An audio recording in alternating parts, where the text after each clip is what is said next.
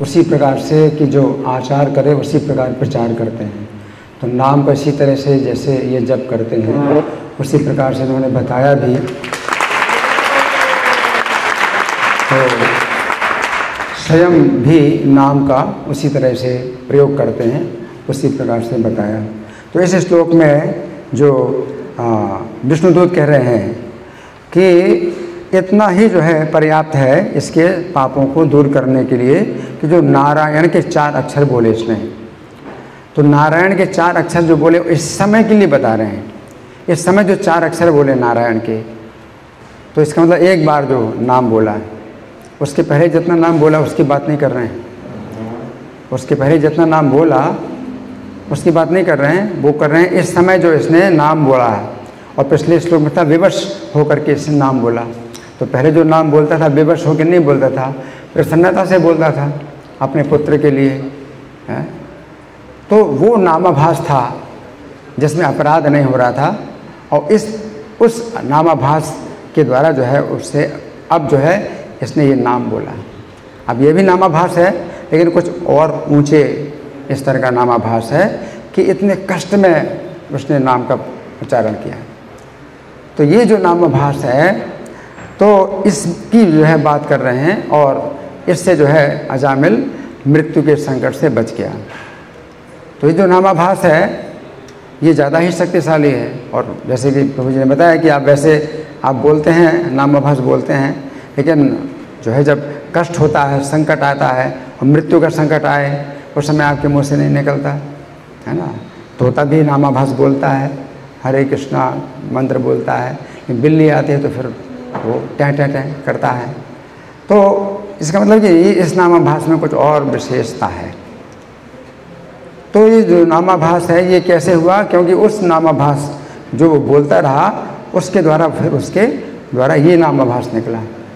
तो वो जो बोलना था कि वो अपने पुत्र को बोलता था, तो प्रभुपाद के नाम के बल पर नहीं बोल रहा था कि नाम के बल पर जो है वो पाप कर रहा था। इस नाम के बल पर पाप नहीं कर रहा था, वैसे ही अपने पुत्र के लिए पुकारता था।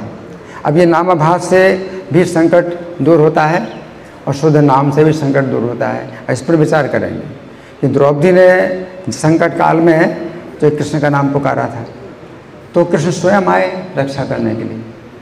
द्रौपदी की रक्षा के लिए कृष्ण स्वयं आए, फिर शुद्ध नाम था।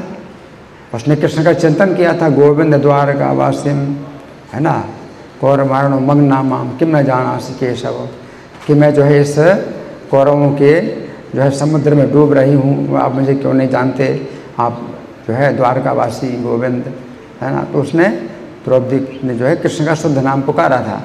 तो कृष्ण स्वयं आए द्रौपदी की रक्षा के लिए और द्रौपदी के वस्त्र बन गए, वस्त्रावतार कहते हैं, द्रौपदी के वस्त्र बन गए। तो कृष्ण ने स्वयं रक्षा की, जो शुद्ध नाम था।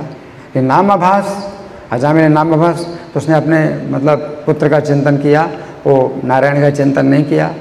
तो नारायण स्वयं नहीं आए रक्षा के लिए, फिर भी रक्षा हो गई। तो नामाभास के द्वारा भी रक्षा हो गई, लेकिन कैसे रक्षा हुई? विष्णुदूत आए। तो विष्णुदूत आए तो अंतर यही है, नाम आभास में और शुद्ध नाम में अंतर यह है कि संकट से रक्षा हो जाती है, दोनों के द्वारा संकट से रक्षा हो जाती है। लेकिन नाम शुद्ध नाम में भगवान स्वयं आए और नामाभास में रक्षा हो गई, भगवान नहीं आए, तो भगवान को नहीं पुकारा था, नारायण को नहीं पुकारा था, ये नारायण का नाम पुकारा। तो यहाँ पर नारायण है थी जगात चतुरक्षम, 4 अक्षर जो नारायण के हैं ये उसने जो है बोले। तो अब हमें यही समझना है ना कि शुद्ध नाम जो है द्रौपदी ने कृष्ण का चिंतन किया था, वो शुद्ध नाम था और इसने जो है मतलब तो जो है रक्षा हो जाती है ना। तो ये नामाभास की इतनी शक्ति है, इस मामले में दोनों की बराबर शक्ति है। लेकिन शुद्ध नाम में और शक्ति है कि वो कृष्ण प्रेम देगा और जो नामाभास है वो आपको मुक्ति प्रदान करेगा, है ना। तो इसमें अंतर ये है। तो ये शुद्ध नाम जो है सूर्योदय किस तरह है कि सूर्य का उदय होता है तो सूर्य दिखाई पड़ता है, उस प्रकाश कितना होता है।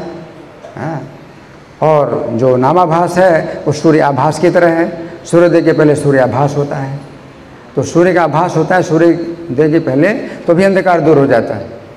तो अंधकार दूर होता है दोनों प्रकार से, सूर्याभास से भी अंधकार दूर होता है और सूर्योदय के द्वारा भी अंधकार दूर होता है। फिर भी अंतर है, सूर्याभास के द्वारा अंधकार दूर होता है, सूर्योदय नहीं हुआ, सूर्य नहीं दिखाई पड़ रहा है, लेकिन तो भी अंधकार दूर हो गया, तो आप जो है अंधकार से मुक्त हो गए, आप संकट से मुक्त हो गए, कष्ट से मुक्त हो गए। तो नाम आभास से भी संकट और कष्ट से आप मुक्त हो जाते हैं। लेकिन सूर्योदय का जो है प्रकाश है वो कुछ अलग ही है, सूर्योदय का प्रकाश कुछ अलग ही है। उसी प्रकार शुद्ध नाम का जो है बात है वो अलग ही है ना।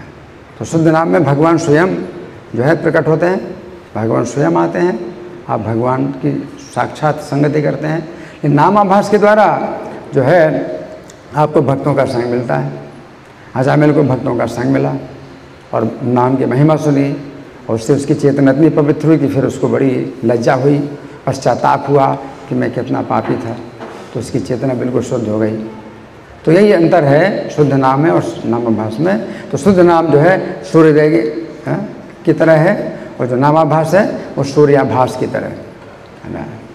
अंधकार दूर हो जाता है, तो ये बहुत बड़ा संकट है अंधकार का, है ना। अगर अपराध ना हो तो नामाभास जो है हमको संकट से जो है निकाल देता है, पापों से छुड़ा देता है ना। तो पाप अंधकार की तरह है, संकट अंधकार की तरह है, संकट से भी मुक्त हो गया अजामिल, है ना। तो हम जो है मतलब ये प्रयास करें कि हमसे अपराध ना हो। तो नाम का अपराध है ये जो है पानी की तरह है और नाम है अग्नि की तरह है। तो नाम की अग्नि पापों को जलाती है, लेकिन अगर अपराध करते हैं तो उसी प्रकार से नाम की शक्ति नष्ट होती है, जैसे पानी डालने से अग्नि की शक्ति नष्ट होती है। तो नाम तो अग्नि की तरह है, और अगर इसमें पानी आप ना डालें अग्नि में तो ईंधन को जला देगी। तो इसी प्रकार से अगर अपराध ना करें तो जो नाम है तो नामाभास जो है ये हमारे पापों को नष्ट करेगा। तो हमें अब जो है मतलब बहुत हमारी जो चिंता है वो केवल एक अपराध नहीं है, 10 प्रकार के अपराध हैं, 10 प्रकार के अपराध हैं। और फर्स्ट एंड वर्स्ट ऑफेंस है क्या? वैष्णव निंदा, है ना। तो भक्तों की निंदा करना। तो हम भक्तों की संगति में हैं तो हम बहुत जो है सावधान रहें कि भक्तों का अपराध ना करें। और भक्तों का संग हमें प्राप्त हुआ है तो बहुत संभावना है कि हम जो है अपराध करते हैं, कर सकते हैं। तो हमें बहुत सचेत रहना चाहिए। हरे कृष्ण।